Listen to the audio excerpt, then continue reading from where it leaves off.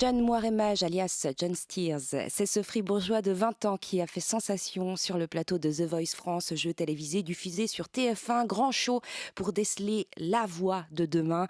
John Steers, vous êtes arrivé jusqu'en demi-finale. Whitney, gagnante de l'édition de cette année 2019, était votre rivale, entre guillemets.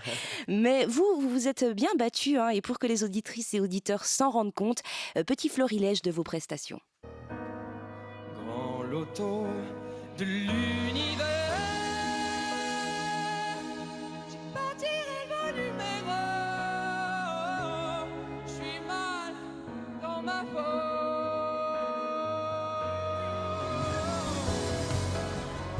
And I think it's gonna be a long, long time. The touchdown brings me run again to find I'm not the man to think I am at home.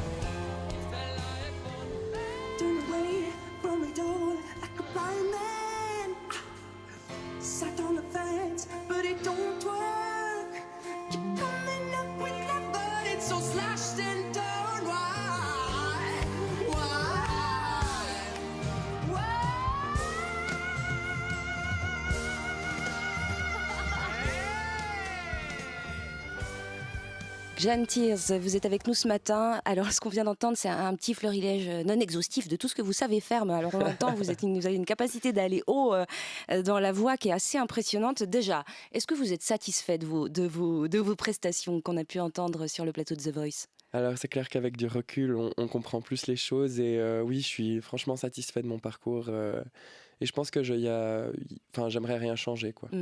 Lorsqu'on va à The Voice, lorsqu'on est qualifié pour continuer l'aventure, on est dans la course pour être la plus belle voix de France, ou en tout cas de la francophonie.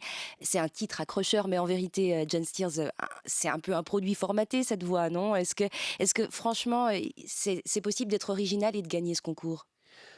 Je pense que oui, mais en fait l'émission s'appelle The Voice et elle s'appelle pas The Artist. Donc on va chercher des gens qui peuvent le mieux exécuter ce qui est demandé, c'est-à-dire de représenter une chanson qui n'est pas propre à nous. Donc c'est un exercice qui est pas forcément évident et du coup en fait je pense que effectivement, on peut peut-être gagner ce concours, mais après, il n'y a pas que le facteur de l'artistique qui va faire qu'on gagne ou pas, quoi. Clairement, je vais citer Léonard, qui était jusqu'en demi-finale avec moi. Qui est également fribourgeois. Exactement. Et qui a fini aussi en demi-finale avec l'équipe de Julien Leclerc, pardon. Exactement. et justement... qui avait dit une phrase très intéressante. Il avait dit on a tous un sac à dos et certaines personnes ont cette capacité à le mettre plus en avant que d'autres et la production aussi a une idée sur qui elle veut mettre en avant également. Et moi je suis vraiment complètement fier d'avoir participé à cette émission parce que c'est juste un tremplin énorme. Et en faisant cette émission, je me suis pas dit il faut absolument que je gagne, sinon il se passera rien dans ma vie. Mais vous le disiez tout à l'heure, effectivement, The Voice, c'est une capacité, c'est surtout pour voir comment est-ce qu'on est capable de chanter et de répondre aux attentes au niveau de cela. Donc on est plus chanteur qu'artiste. Pour reprendre Léonard, que vous citiez tout à l'heure, il a toujours défendu pendant le concours The Voice une cohérence avec ses valeurs, avec son côté artistique finalement. Et puis il a même refusé certains titres que lui étaient proposés par Julien Clerc pour les siens. Vous étiez aussi dans cette démarche de cohérence ? Alors, moi je suis vraiment admiratif mais complet de Léonard parce que pour moi c'est le plus grand musicien de la saison et quelqu'un de tellement intéressant en fait musicalement.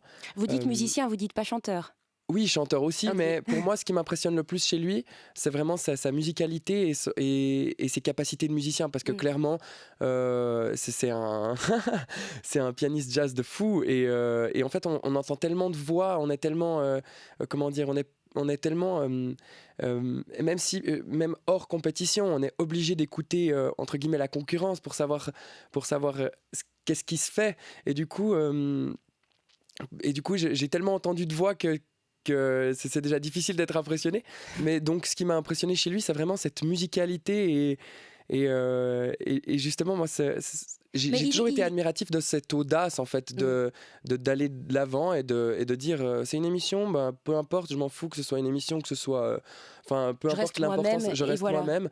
Et c'est vrai que par rapport à ça, on a peut-être eu deux visions assez différentes dans le sens où moi, je suis quand même vachement venu dans cette émission pour risquer, parce que justement, ce qui m'intéressait, c'était de faire ce que je ne faisais pas, parce que j'ai vraiment essayé de garder en compte le fait que je venais pas en tant qu'artiste, mais en tant que chanteur, et que j'avais envie de me révéler en tant que chanteur, simplement, parce que j'avais pas cette possibilité d'interpréter mes titres. Donc du coup, en fait, vous avez encore une facette qui n'a pas été vue quelque part par les téléspectateurs de The Voice, c'est votre qualité de compositeur, d'interprète. Et c'est ça que j'ai vraiment voulu garder. C'est aussi pour ça que j'ai pas forcément voulu jouer dans les interviews tristes avec des histoires personnelles et tout ça. J'avais vraiment envie d'être un peu un petit rayon de soleil, dans le sens j'ai envie d'arriver avec mon sourire et puis pas une histoire larmoyante, voilà, qui fait pleurer dans les chaumières, comme on dit, John Steers. Et pour en fait montrer ce que je peux faire vocalement et pas devoir me justifier avec mon histoire. Et ça, je pense que ça m'appartient en tant qu'artiste. Et justement, je vais utiliser tout mon vécu dans mes chansons, et comme dans celle qu'on a écoutée avant, comme dans Babi, où justement je vais essayer de retransmettre ça musicalement avec mes propres chansons, et pas simplement en racontant les choses et en mettant mon sac à dos en avant, en tout cas. Donc je vois bien cette idée, John Steers, d'être avant tout un chanteur sur le plateau de The Voice, pour ne pas tout dévoiler non plus, parce que finalement on se montre qu'une fois, c'est ce que vous me disiez. Le plus difficile pour un artiste, c'est de bien faire son entrée, entre guillemets. C'est une entrée assez réussie sur le plateau de The Voice, mais forcément, tous les Suisses qui nous écoutent se demandent, John Steers, si c'est véritablement possible pour un Suisse de gagner The Voice France. Franchement, est-ce que c'est possible ? Je ne sais pas. Je pense que c'est compliqué parce qu'en fait, on est face à un public français et qui est quand même très patriote. Et du coup, c'est vrai que c'est difficile d'être face à autant de Français. Mais après, comme je l'ai dit, moi, j'étais pas là pour gagner l'émission. Moi, j'étais vraiment là pour en fait utiliser cette émission pour pouvoir me faire un tremplin. Et puis trouver en fait des producteurs, une équipe et tout ça, en fait. Mais en commençant ce genre de concours, vous vous dites c'est sûr, je vais pas gagner cette émission, c'est pas forcément un but en soi, mais c'est impossible qu'un Belge ou un Suisse gagne cette émission. C'est plutôt c'est souvent, enfin impossible n'est peut-être pas le mot, mais est-ce que vous le savez ? Est-ce qu'on vous briefe là-dessus ? Non, enfin je veux dire, c'est pas décidé à l'avance, mais c'est vrai que en fait, comment dire, en fait on sent honnêtement, on sent clairement, je sais pas comment dire, mais ça se sent qu'il y a quand même certains favoris. Dans le sens ben ça peut vite changer, en fait. Je pense que c'est par rapport à ce qu'on fait, mais je me suis par exemple senti vachement favorisé quand on a commencé l'émission et puis que j'étais en bande d'annonce et puis qu'on a vraiment essayé de me mettre en avant, où je suis passé la première émission. Mais ça tourne relativement vite. Je dois vous arrêter, John Steers, parce que le temps file, évidemment, et que nous avons encore pas mal de sujets à écouter. La musique, ça c'est votre art. Vous étiez demi-finaliste à The Voice, émission de télécrochet diffusée sur TF1 qui cherche à déceler les talents de l'année. Vous avez plein de projets pour la suite. On aura peut-être l'occasion d'en parler un tout petit coup après.